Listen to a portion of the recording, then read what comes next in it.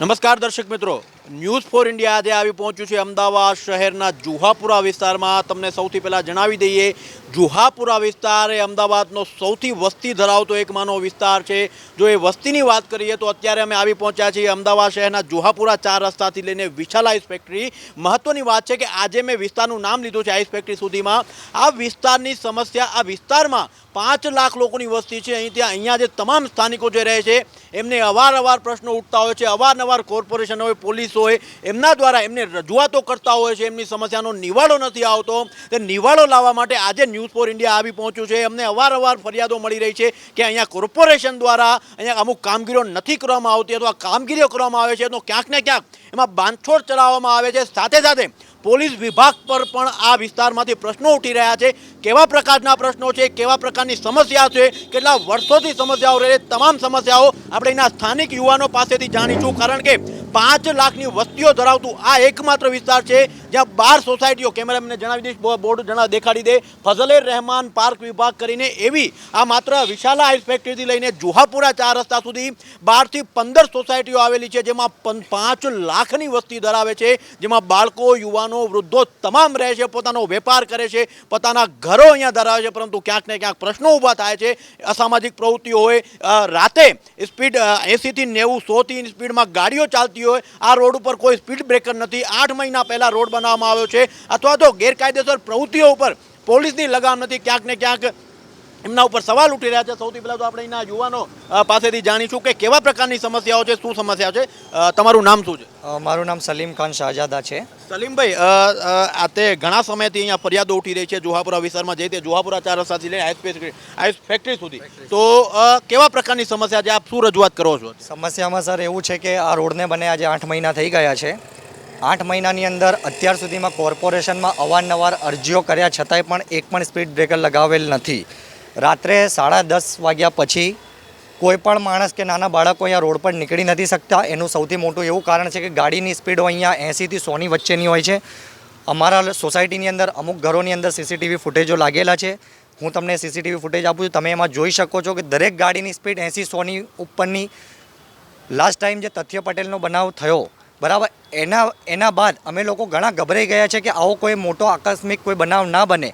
એના માટે અમે લોકો કોર્પોરેશનમાં અવારનવાર અરજીઓ રજૂઆતો કરી। અહીંના લોકલ કોર્પોરેટરોને પણ અમે જાણ કરી કે ભાઈ આ સ્પીડ બ્રેકર કેમ નથી બનતા, શું કારણ હોઈ શકે આની પાછળનું, પણ કોઈ પણ એ લોકોના તરફથી કાર્યવાહી કરવામાં આવેલ નથી। એ જે ગાડીઓ નીકળે છે જે સ્પીડથી, એની પાછળનું શું કારણ છે, શું કોઈ 2 નંબરની પ્રવૃત્તિઓ અહીંયા ચાલી રહી છે એના માટે આ ગાડીઓ નીકળે છે, અવર જવર કરે છે, કે શું છે એનું કારણ? કેમ કે આ મેન હાઈવે સીધો નારોલ મેન હાઈવે વિશાલા જે સર્કલ છે ત્યાંથી સીધો મેન નારોલ કનેક્ટિંગ હાઈવે છે। હવે મેન હાઈવેમાં સૌથી પહેલો રસ્તો આવે છે વિશાલા આઈસ ફેક્ટરીનો રોડ। તંત્રને સૌથી પહેલાં આ રોડની જે બી સિક્યોરિટી, સેફટી એ પહેલાં જોવી જોઈએ, કેમ કે સૌથી ઇઝી વે, સૌથી પહેલો રોડ જુહાપુરામાં એન્ટર થતાં પહેલાંનો રોડ આ જ છે અમારી સોસાયટીનો, બરાબર। તો કયા કારણોસર આ લોકો સ્પીડ બ્રેકર નાખતા નથી? સોસાયટીની અંદર સ્ટ્રીટ લાઇટો બંધ હોય છે, અવારનવાર અરજીઓ થયા છતાં પણ સ્ટ્રીટ લાઇટોના ઉપર કોઈ ધ્યાન આપતું નથી।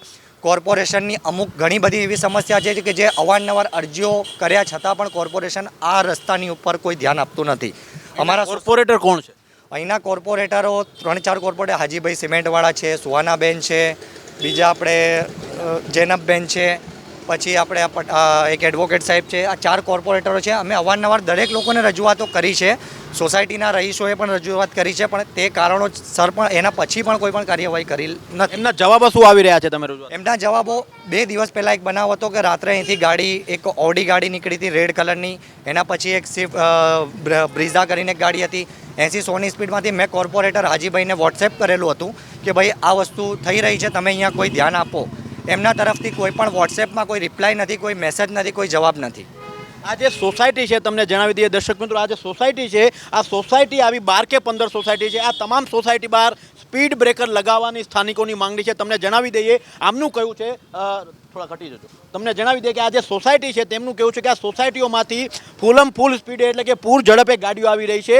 એ ગાડીઓ ક્યાંક ને ક્યાંક અથડાવવાના ચાન્સીસ હોય છે. ક્યાંક ને ક્યાંક સામેથી જુહાપુરા ચાર રસ્તાથી લઈને 80 થી 100ની સ્પીડે ગાડી આવતી હોય છે. સાથે સાથે વિશાલા આઈસ ફેક્ટરી સુધી નીકળતી હોય છે. ઘણીવાર અહીંયા એક્સિડન્ટના બનાવ બનતા હોય છે કારણ કે અહીંયા એક તો રોડ નાનો છે, બીજા અહીંયા કોઈ જાતના સ્પીડ બ્રેકર નથી. હવે શા કારણે સ્પીડ બ્રેકર નથી બનાવવામાં આવ્યા એ તમામ વસ્તુના સવાલ આ લોકો પાસે અત્યારે હાલ નથી. કારણ કે ક્યાંક ને ક્યાંક સ્પીડ બ્રેકર ન બનાવવા એ પણ તંત્ર ઉપર સવાલ ઉપાડે છે. કારણ કે એમાં ભ્રષ્ટાચાર હોઈ શકે, મિલીભગત હોઈ શકે. કારણ કે આવી 12 સોસાયટીઓમાં કોઈ પણ જગ્યાએ સ્પીડ બ્રેકર નથી અને જુહાપુરા ચાર રસ્તાથી લઈને વિશાલા સુધી કોઈ પણ સ્પીડ બ્રેકર ન હોવાને કારણે ક્યાંક ને ક્યાંક રોજ અહીંયા 80 થી 100ની સ્પીડે ગાડી ચાલી રહી છે. અમે બીજા સ્થાનિકો પાસેથી પણ જાણીશું જેમણે અહીંયા રજૂઆત કરી છે. કયા પ્રકારની રજૂઆત છે, કેવા પ્રકારની રજૂઆત છે અને શું જવાબો મળી રહ્યા છે. આપનું નામ શું છે? મારું નામ છે મુનાફભાઈ ચેનલવાળા, પૂર્વ ઉમેદવાર છું હું. ઓકે, આપ ઉમેદવાર છો. કઈ પાર્ટીમાંથી તમે? આમ આદમી પાર્ટીમાંથી કોર્પોરેશનનું ઇલેક્શન લડી ચૂક્યો છું. કઈ સાલમાં?